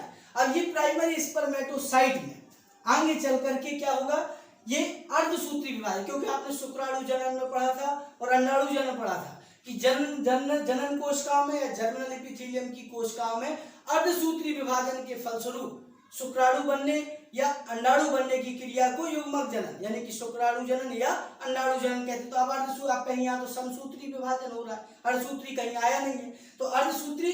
अब इसके बाद जब प्राइमरी स्पर्मेटोसाइट बन जाती है तो ये प्राइमरी स्पर्मेटोसाइट क्या करती है, अर्धसूत्री विभाजन। अभी तक क्या हो रहा था, समसूत्री विभाजन। समसूत्री मतलब क्या होता है कि जो कोशिका होती है उसमें जो गुणसूत्र होते हैं वो वही रहते हैं, बस केवल कोशिका क्या होती रहती है, डिवाइड। तो यहाँ 46 अगर गुणसूत्र है इस कोशिका में जो होते हैं मेल के अंदर, तो यहाँ पे भी इस कोशिका में कितने होंगे, 46। यहाँ पे भी कितने होंगे, 46। और यहाँ पे भी कितने होंगे, 46, क्योंकि सब क्या है, यहाँ से यहाँ तक डिवाइडेशन हुआ, माइटोसिस। यहाँ कोई डिवाइडेशन नहीं हुआ तो जो यहाँ संख्या थी गुणसूत्रों की वही यहाँ रहेगी। अब इसके बाद ये क्या करते हैं, ये मियोसिस डिवीजन, अर्धसूत्री विभाजन। तो आप जानते हैं अर्धसूत्री विभाजन 2 स्टेप में कंप्लीट होता है। एक बार में एक सेल 2 में बढ़ती है, फिर 2 से 4 में। तो आप जानते हैं अर्धसूत्री विभाजन में हर कोशिका, एक कोशिका 4 कोशिकाओं का क्या कर देती है, निर्माण। तो ये पहला मियोसिस होगा, यानी कि जिसको आप लोग कहते हैं फर्स्ट मियोसिस, या इसी को आप कह सकते हैं प्रथम अर्धसूत्री विभाजन। प्रथम अर्धसूत्री विभाजन करेंगी। जब प्रथम अर्धसूत्री विभाजन होगा तो एक कोशिका यानी कि प्राइमरी जो स्पर्मेटोसाइट है वो आपकी कितने बढ़ जाएंगी, 2 में। कितने में, 2 में बढ़ जाएंगी। लेकिन गुणसूत्रों की संख्या इनकी क्या हो जाएगी, आधी, क्योंकि कौन सा विभाजन हो रहा है, अर्धसूत्री। तो पहले अर्धसूत्री विभाजन पहले फेज में, 2 फेज में कंप्लीट होता है अर्धसूत्री विभाजन। तो पहला जो फेज होता है उसमें जो गुणसूत्र होते हैं वो बढ़ जाते हैं, कोशिकाओं के साथ साथ गुणसूत्र भी बढ़ जाते हैं। तो 46 से इधर कितने कितने पहुंचते हैं, 23। ठीक है। उसके बाद जो ये बनी कोशिकाएं हैं, इन कोशिकाओं को हम कह देते हैं सेकेंडरी स्पर्मेटोसाइट। क्या कह देते हैं, सेकेंडरी स्पर्मेटोसाइट। ये प्राइमरी थी यानी कि प्राथमिक स्पर्मेटोसाइट, ये सेकेंडरी यानी कि द्वितीयक स्पर्मेटोसाइट। अब इन द्वितीयक स्पर्मेटोसाइट में फिर दूसरा फेज स्टार्ट होगा मियोसिस का, अर्धसूत्री विभाजन का दूसरा फेज। तो उसको कह देते हैं हम लोग सेकेंड मियोसिस। होगा क्या, ये हर कोशिका फिर से 2 हिस्सों में क्या हो जाएगी, बढ़ जाएगी। जिसको क्या कह देंगे हम लोग, सेकेंड मियोसिस। क्या हो जाता है इधर पे, सेकेंड मियोसिस। और हर आपकी जो कोशिका सेकेंड स्पर्मेटोसाइट थी वो 2 हिस्सों में बढ़ जाती, तो 2 हिस्सों में ये बढ़ जाएगी, 2 हिस्सों में ये बढ़ जाएगी। तो ये जो बनने वाली कोशिकाएं हैं इनको हम लोग क्या कह देते हैं, इन कोशिकाओं को हम कह देते हैं स्पर्मेटेट्स। क्या कह देते हैं, स्पर्मेटेट्स जी। और ये स्पर्मेटेट्स जब बनती हैं तो इनमें गुणसूत्रों की संख्या वही रहेगी जो यहाँ है, क्योंकि पहले अर्धसूत्री विभाजन के पहले फेज में गुणसूत्र बढ़ते हैं। दूसरा जो फेज चलता है, दूसरा विभाजन जो अर्धसूत्री होता है वो बिल्कुल हूबहू समसूत्री विभाजन यानी कि माइटोसिस डिवीजन जैसा होता है, जिसमें गुणसूत्रों की संख्या क्या रहेगी, समान। तो 23 इसमें है तो इनमें भी कितने कितने होंगे, 23 गुणसूत्र पहुंच जाएंगे। ठीक है। और ये जो आपकी गोल राउंडेड सेल दिख रही है स्पर्मेटेट्स जिनको हम आप कहते हैं, अब ये क्या करेंगी, अब ये आगे चल करके मेटामॉर्फोसिस करती है। मेटामॉर्फोसिस यानी कि कायांतरण, यानी कि अपने शरीर में परिवर्तन, और परिवर्तन करके ये गोल से कैसी हो जाती है, थोड़ा सा लंबी हो जाती है। क्या हो जाती है, थोड़ा सा लंबी हो जाती है, और लंबी होकर एक टेल लाइक स्ट्रक्चर आ जाती है, पूंछ लाइक संरचना। और इसको हम लोग क्या कह देते हैं, स्पर्म। क्या कह देंगे, स्पर्म यानी कि शुक्राणु। क्या कह देते हैं इनको, स्पर्म यानी कि शुक्राणु। तो यही वो आपके शुक्राणु है। ठीक, ये क्या बन गए, शुक्राणु। ठीक, तो आपका प्राइमरी जर्म सेल से या कहते जनन कोशिका से क्या बन गए, शुक्राणु। कौन से विभाजन के द्वारा बने, कौन सा विभाजन हो रहा है शुक्राणु बनते समय, कौन सा विभाजन, मियोसिस यानी कि अर्धसूत्री विभाजन। तो जो परिभाषा आपने दी थी उसी परिभाषा के अंतर्गत क्या बन गए, स्पर्म यानी कि शुक्राणु। इसलिए इस प्रोसेस को क्या कह देते हैं, शुक्राणु जनन यानी कि स्पर्मेटोजेनेसिस। क्लियर है, इतना समझ में आ गया होगा। लेकिन ये जो आपकी प्रोसेस है ये कंप्लीट हो गई, लेकिन ये जो प्रोसेस है इसको 3 फेज में हम लोग समझते हैं। 3 फेज में ये प्रोसेस पूरी बटी होती है, 3 फेज यानी कि 3 अवस्थाओं में। अब आप कहेंगे कौन कौन सी 3 अवस्थाएं, तो प्राइमरी जर्म सेल जब संख्या में मल्टीप्लाई करती है तो यहाँ तक की फेज, जहां तक ये संख्या मल्टीप्लाई करती है स्पर्मेटोगोनिया बनाती है, ये फेज यानी कि ये अवस्था आपकी कहलाती है गुणन प्रावस्था। कौन सी प्रावस्था, गुणन प्रावस्था यानी कि मल्टीप्लाइकेशन फेज। क्या कहेंगे इसको, मल्टीप्लाइकेशन फेज यानी कि गुणन प्रावस्था। यानी कि क्योंकि संख्या क्या कर रही है, कोशिका संख्या में क्या हो रही है, गुणत हो रही है, यानी कि मल्टीप्लाई कर रही, संख्या बढ़ा रही है, तो ये मल्टीप्लाइकेशन फेज। इधर पर क्या हो रहा है, ये जो आपकी सेल थी स्पर्मेटोगोनिया, ये पोषण इकट्ठा करके, न्यूट्रिशन लेकर के अपने आप के आकार में क्या कर रही है, वृद्धि। तो ये क्या होगी, ये यहाँ तक की जो फेज होगी इसको हम लोग कहेंगे वृद्धि प्रावस्था। क्या कहेंगे, वृद्धि प्रावस्था। वृद्धि यानी कि ग्रोथ, तो इस फेज को क्या कह देंगे, ग्रोथ फेज। कौन सा फेज, ग्रोथ फेज कहेंगे। अब इसके बाद ये जो आपकी प्राइमरी स्पर्मेटोसाइट यहाँ से यहाँ तक स्पर्म बनने तक क्या हो रही है, मैच्योर हो रही है, परिपक्व हो रही है, क्या बनाने के लिए, स्पर्म बनाने के लिए। तो इस अवस्था को कह देते हैं परिपक्वन अवस्था। क्या कहेंगे, परिपक्वन अवस्था। तो इसको इंग्लिश में क्या कहेंगे, मैचुरेशन फेज। क्या कहेंगे इसको, मैचुरेशन फेज। क्लियर है, ये क्या है, मैचुरेशन फेज। तो कितनी फेज हो गए, कौन सी कितनी प्रावस्था है, 3, गुणन प्रावस्था, वृद्धि प्रावस्था और परिपक्वन प्रावस्था। या आप ऐसा समझ सकते हैं मल्टीप्लाइकेशन फेज, ग्रोथ फेज और मैचुरेशन फेज। मल्टीप्लाइकेशन फेज में क्या हो रहा है, इसको शुरू से थोड़ा रिवाइज कर लेंगे तो आपको याद हो जाएगा। गुणनावस्था में क्या हो रहा है, जो प्राइमरी जर्म सेल है जो कहाँ है, सेमिनिफेरस ट्यूब्यूल्स के अंदर, कहाँ है, सेमिनिफेरस ट्यूब्यूल्स के अंदर, ठीक, यानी शुक्रजनन नलिकाओं के अंदर, वो क्या करती हैं, अपनी संख्या में वृद्धि करती हैं, यानी कि मल्टीप्लाई होती है किसके द्वारा, समसूत्री विभाजन द्वारा। तो 1 से 2, 2 से 4, तो ये जो बनती है आपकी कोशिका, इनको क्या कह देते हैं, स्पर्मेटोगोनिया। क्या कह देंगे हम, स्पर्मेटोगोनिया। तो ये जो यहाँ तक की घटना है, कौन सी प्रावस्था में चल रही है, गुणन प्रावस्था में। उसके बाद ये स्पर्मेटोगोनिया जो आकार में छोटी हो गई है, यह पोषण इकट्ठा करके, न्यूट्रिशन लेकर के क्या हो जाएंगी, बड़ी हो जाएंगी। तो इसको कौन सी अवस्था कह देते हैं, कौन सी अवस्था, ग्रोथ प्रावस्था, क्योंकि अपने आकार में क्या कर रही है, वृद्धि। उसके बाद ये जो प्राइमरी स्पर्मेटोसाइट वृद्धि करके बनी है, ये आगे चल करके स्पर्म बनाने के लिए मैच्योर हो रही होती है, वो भी किस विभाजन के द्वारा, मियोसिस, यानी कि अर्धसूत्री विभाजन के द्वारा। तो कितनी बार अर्धसूत्री, 2 बार अर्धसूत्री विभाजन, पहला और दूसरा। पहले में क्या होता है, 2 कोशिकाएं बनती हैं, गुणसूत्र बढ़ जाते हैं, आधे आधे हो जाते हैं, 46 से कितने हो जाते हैं, 23, क्या कहने लगते हैं, सेकेंडरी स्पर्मेटोसाइट। फिर इन सेकेंडरी स्पर्मेटोसाइट में दूसरा अर्धसूत्री विभाजन होता है, यानी कि सेकेंड मियोसिस। तो जो 4 बनती है उनमें गुणसूत्र वही रहेंगे, क्योंकि ये किसके जैसा होता है विभाजन, समसूत्री जैसा, यानी कि गुणसूत्र समान। तो ये जो बनती है कोशिका, इनको क्या कह देते हैं, स्पर्मेटिड्स। और ये स्पर्मेटिड्स आगे चलकर मेटामॉर्फोसिस करती है, यानी कि कायांतरण करती हैं अपनी बॉडी में, अपने शेप में चेंज कर होती हैं, और किसका निर्माण कर देती हैं, स्पर्म का, यानी कि शुक्राणु का। क्लियर। तो ये आपका प्रोसेस क्या है, शुक्राणु जन्म, यानी कि स्पर्मेटोजेनेसिस। क्लियर। तो आप चाहें तो इसका स्क्रीनशॉट ले सकते हैं, ताकि आप डायग्राम अपने कॉपी में, नोटबुक में बना के इसको समझ सकते हैं। तो आप इसका स्क्रीनशॉट ले लीजिए।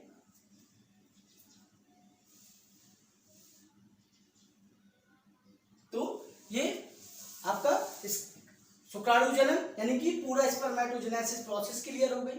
अब आपको करना क्या है, जो स्पर्म बने हैं ये किस प्रकार के होते हैं, अब आप शुक्राणु किस प्रकार के होते हैं, कैसे होते हैं, कैसे दिखाई देते हैं, ठीक, इनकी संरचना क्या होती है। तो इसके बाद आपको इनकी क्या पढ़ाएंगे, संरचना। तो आपको इनकी संरचना देखना है कि शुक्राणु कैसे होते हैं, कैसे दिखाई देते हैं, ठीक। तो उसको आइए देखते हैं, स्पर्म होते कैसे हैं, किस प्रकार के होते हैं, तो वो आपको देखना है।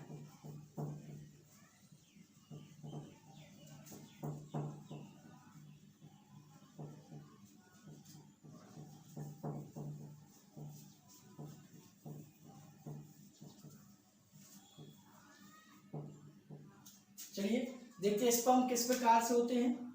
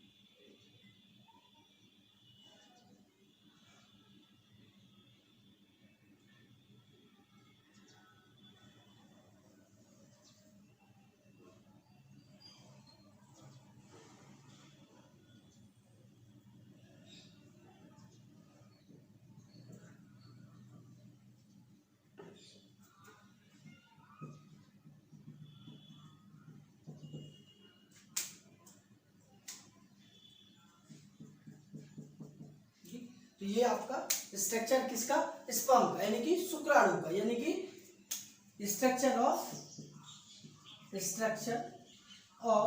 स्पर्म, यानी कि शुक्राणु की संरचना है, शुक्राणु की संरचना। अब क्या क्या होता है शुक्राणु की संरचना, ठीक, शुक्राणु होता क्या है, ठीक। तो आपको देखना है शुक्राणु जो आपका होता है, तो इसमें शुक्राणु आप देखेंगे तो कुछ आपको लॉन्ग, ठीक, थोड़ा सा आपको पहले ओवल शेप सा ऊपर की ओर से देखेंगे आप, थोड़ा सा हल्का सा अंडाकार सा दिखाई देगा। नीचे की ओर एक लॉन्ग पॉइंटेड आप कह लें टेल टाइप की होती है, यानी पूंछ जैसा भाग दिखाई देता है। तो जो आपका पूरा ओवरऑल जो आपका स्पर्म कहें, शुक्राणु जो आप पूरी तरह से कहें, तो ये 4 हिस्सों में बटा होता है, यानी कि 4 भागों में आप इसको बांट सकते हैं।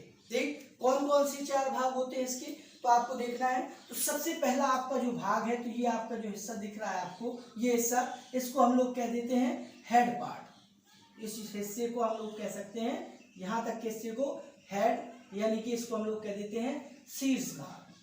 क्या कह देते हैं, हेड यानी कि शीर्ष भाग। उसके नीचे जो आपको छोटा सा हिस्सा दिख रहा है आपको, ये इतना एरिया जो आपका यहाँ से लेकर के यहाँ तक का हिस्सा ये आपको दिख रहा है, इसको हम लोग कह देते हैं नेक, यानी किसी को आप ग्रीवा कह सकते हैं, ग्रीवा भाग। ठीक, उसके बाद ये जो आपको इतना स्ट्रक्चर दिख रहा है यहाँ तक, इसको कह देते हैं मध्य भाग। मध्य भाग या आप इसको कह सकते हैं मिडिल पीस। ठीक, उसके बाद ये जो आपको टेल जैसी आपको स्ट्रक्चर यहाँ से पूरी दिख रही है, ये आपका कौन सा हिस्सा कहलाता है, तो इसको हम लोग कह देते हैं टेल पार्ट। कौन सा पार्ट, टेल, यानी कि पुच्छ भाग जिसको हम लोग कह देते हैं। ठीक, ये इसका पुच्छ भाग यानी कि टेल पार्ट। कितने पार्ट हो गए, 4। शीर्ष पार्ट यानी कि हेड पार्ट, नेक यानी कि ग्रीवा, मिडिल पीस यानी कि मध्य भाग, और आपका टेल यानी कि पुच्छ वाला भाग। ठीक, तो आप देखेंगे इसमें शीर्ष में क्या होता है, नेक में क्या होता है, मिडिल पीस में क्या होता है, और टेल में क्या होता है। तो इसको थोड़ा सा ब्रीफली समझेंगे हम। तो देखेंगे इधर, तो जो ये आपका मध्य भाग है आपका, जो सॉरी ये जो आपका शीर्ष भाग दिखाई दे रहा है ऊपर, इस शीर्ष भाग में आप देखेंगे कि बीचों बीच एक बड़ा सा केंद्रक होता है। तो ये जो आपको दिख रहा है, इसको हम लोग क्या कह देते हैं, इसको हम लोग कह देते हैं न्यूक्लियस। न्यूक्लियस यानी कि केंद्रक।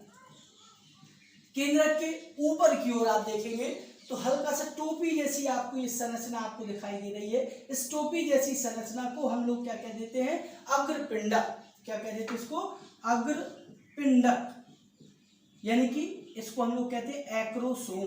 क्या कह देते हैं, एक्रोसोम यानी कि अग्रपिंडक। ये अग्रपिंडक न्यूक्लियस के जस्ट ऊपर होता है और गोल्जी बॉडी से बना होता है। किससे बना होता है, आपको याद रखना, एक क्वेश्चन पूछ दिया जाता है पेपर में। अग्रपिंडक का निर्माण यानी एक्रोसोम का निर्माण किससे होता है, गोल्जी बॉडी से। किससे, गोल्जी बॉडी से। ठीक, ये गोल्जी बॉडी बनाती है इस अग्रपिंडक को। और इस अग्रपिंडक का काम क्या होता है, तो ये अग्रपिंडक आगे चलकर जब स्पर्म ओवम के साथ फ्यूज हो रहा होगा, जब निषेचन होता है, तो आप जानते हैं स्पर्म किसके साथ फ्यूज होगा, ओवम यानी कि अंडाणु के साथ। यानी कि जब शुक्राणु अंडाणु से फ्यूज होता है तो उसकी जो अंडाणु के ऊपर की जो लेयर होती है, प्रोटेक्टिंग लेयर, उसको तोड़ने का काम एक्रोसोम करता है। कैसे करता है, तो उस समय इस एक्रोसोम से कुछ एंजाइम्स आपके स्रावित होते हैं जो जल अपघटनीय एंजाइम्स कहलाते हैं। ठीक, जैसे हाइलुरोनिडेज। कौन कौन से एंजाइम, हाइलुरोनिडेज और न्यूरामिनिडेज।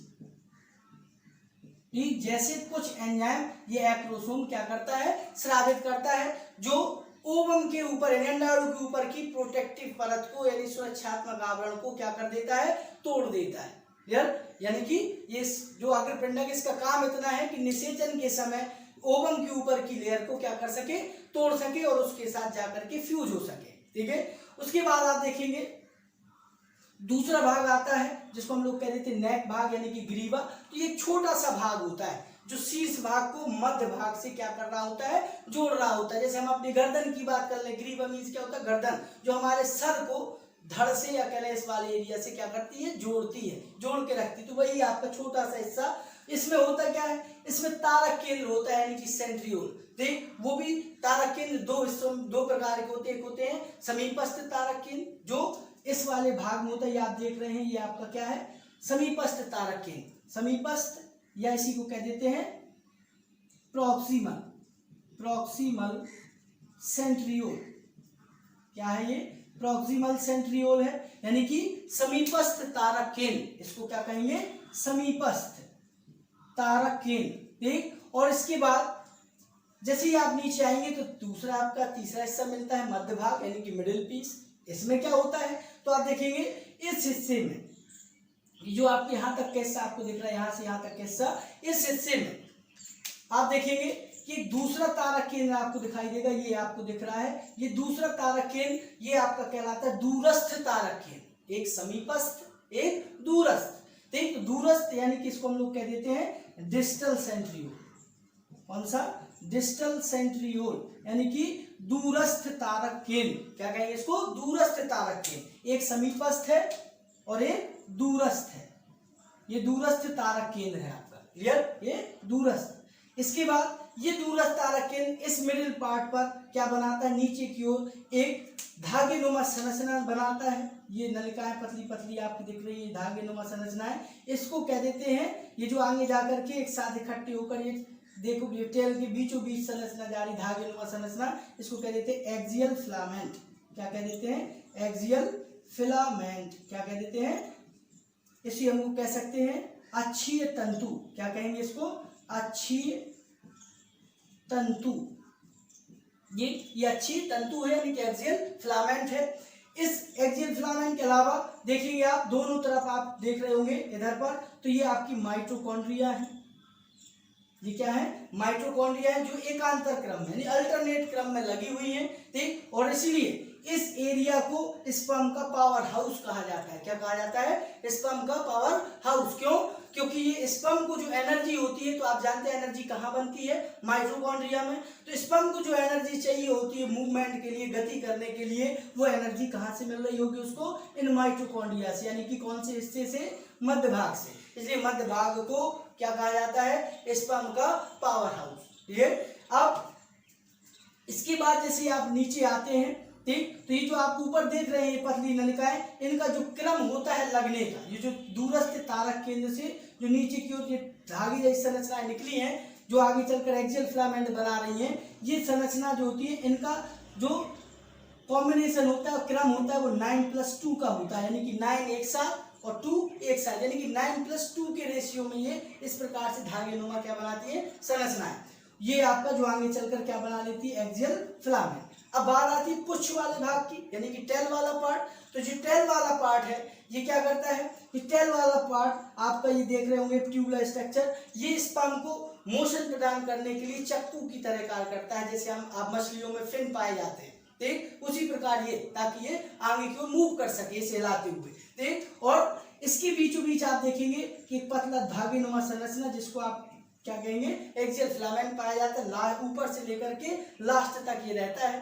और जो पुच्छ भाग होती है, उसमें दो प्रकार की आप देखेंगे संरचना टाइप की दिखाई देती, परत टाइप की। एक ऊपर वाला हिस्सा होता है, जिसमें ऊपर की ओर साइटोप्लाज्म की पतली लेयर पाई जाती है। तो आप देख रहे होंगे यहाँ पे इतना हिस्सा, ये इसमें साइटोप्लाज्म की क्या है? ये लेयरिंग पाई जाती है। और जो नीचे का हिस्सा होता है लास्ट का, उसमें साइटोप्लाज्म की लेयरिंग नहीं होती, ठीक। तो ये आपका पूरा स्ट्रक्चर ऑफ क्या है? स्पर्म है। क्या है? शुक्राणु की संरचना। एक बार इसको फिर से देख लेंगे आप, ताकि ये रिवाइज कर सके आप। तो ये 4 पार्ट में बटा होता है, 4 भागों में। पहला भाग शीर्ष भाग, जिसमें बीचों बीच बड़ा सा केंद्रक होता है। ऊपर की ओर टोपीनुमा संरचना होती है, जिसको अग्रपिंडक कहते हैं, जिसको एक्रोसोम कह सकते हैं आप। और इस अग्रपिंडक का निर्माण कौन करता है? गोल्जी बॉडी, ठीक। और इससे काम क्या होता है? तो जब निषेचन हो रहा होता है, जब स्पर्म ओवम के साथ फ्यूज होने वाला होता है, तो उस ओवम के ऊपर की सुरक्षात्मक लेयर को तोड़ने के लिए इससे कुछ जल अपघटनी एंजाइम्स निकलते हैं। क्या निकलते हैं? जल अपघटनी एंजाइम। कौन कौन से? तो जैसे आपका हाइलुरोनिडेज, जैसे न्यूरामिनिडेज, ये आपके उस ओवम के ऊपर की लेयर को क्या कर देते हैं? तोड़ देते हैं। उसके बाद दूसरा भाग आता है ग्रीवा भाग, गर्दन वाला हिस्सा, जो हेड को यानी शीर्ष भाग को मध्य भाग से जोड़ता है। इसमें तारक केंद्र पाया जाता है, जो 2 होते हैं। पहला होता है समीपस्थ तारक केंद्र, दूसरा होता है दूरस्थ तारक केंद्र। तो समीपस्थ नेक वाले हिस्से में होता है, गर्दन वाले हिस्से में, लेकिन दूरस्थ वाला आपके मध्य भाग में होता है, ठीक। मध्य भाग आप देखेंगे तो मध्य भाग में अल्टरनेट क्रम में माइटोकॉन्ड्रिया लगे होते हैं, जो शुक्राणुओं को गति प्रदान करने के लिए ऊर्जा देते हैं। इसलिए इसे शुक्राणु का पावर हाउस कहा जाता है, ठीक। उसके बाद ये जो डिस्टल सेंट्रियोल है, दूरस्थ तारक केंद्र है, यहीं से आपकी पतली धागेनुमा संरचना बनाता है, जो नीचे जाकर के अक्षीय तंतु यानी एक्सियल फिलामेंट बनाता है। और इनका जो रेशियो होता है, क्रम होता है लगने का, वो 9+2 होता है। यानी कि जो धागेनुमा संरचनाएं निकली है, वो 9+2 के क्रम में लगी होती हैं। और नीचे की ओर जो आप देख रहे हैं हिस्सा, ये टेल है, ठीक है। कॉइल सेसा आपका पूंछ वाला भाग है जो इस स्पर्म को तरल में तैरने यानी सेमन जो होता है जिसमें स्पर्म होते हैं तरल जो बॉडी से बाहर आता है, वीर्य जिसको हम आप लोग कह सकते हैं, उस वीर्य में ये क्या होता है तैरता रहता है और इसी रूप में वो आगे फीमेल के अंदर बॉडी में भी तैरकर ओवम के पास पहुंचता है, शुक्राणु के पास पहुंचेगा। तो ये टेल उसके मूवमेंट में सहायता कर रही होती है और टेल भी आपकी दो परतों में दिख रही होगी। दो ऊपर वाला जो हिस्सा होता है पूंछ का टेल को, उसमें साइटोप्लाज्म यानी कोशिका द्रव की पतली परत होती है। नीचे वाले हिस्से में कोई परत नहीं होती, केवल क्या दिखाई देता है एक्सियल फिलामेंट यानी कि अक्षीय तंतु। ये आपका स्पर्म की यानी कि शुक्राणु की क्या है संरचना। ठीक, तो आज की वीडियो में ही आपको मेल रिप्रोडक्टिव सिस्टम तक का ही पढ़ना है। अगला पोर्शन इसके बाद हम आपको पढ़ाएंगे तो फीमेल रिप्रोडक्टिव सिस्टम पूरा पढ़ाएंगे, उसमें oogenesis पढ़ाएंगे, अंडाणु किस प्रकार बनते हैं, जैसे आपने स्पर्मेटोजेनेसिस पढ़ा था ऐसे oogenesis, फिर ओवम बनेगा, ओवम किस प्रकार का होता है तो उस ओवम का स्ट्रक्चर, ठीक, और फिर फर्टिलाइजेशन कैसे होता है स्पर्म ओवम का, तो वो आपका अगले वीडियो में पढ़ाएंगे। तो जब तक आपको इसको क्या करना है अच्छे से रिवाइज करना है ताकि आपको समझ में आ सके। ठीक, तो आपको ये क्लियर हो गया होगा इतना। ठीक, उम्मीद है मुझे कि आपको पूरी तरह से समझ में आ गया होगा। ठीक, अगर आपको समझ में आ गया है तो हम आपसे यही उम्मीद करते हैं कि ज़्यादा से ज़्यादा इस वीडियो को लाइक करें, शेयर करें, ठीक, और अपने अपने दोस्तों से कहें कि उस चैनल को यानी कि एक्सपी क्लासेस को क्या करें सब्सक्राइब, ताकि हम आपको इस प्रकार की वीडियो लगातार देते रहें। जब तक के लिए धन्यवाद, नमस्कार।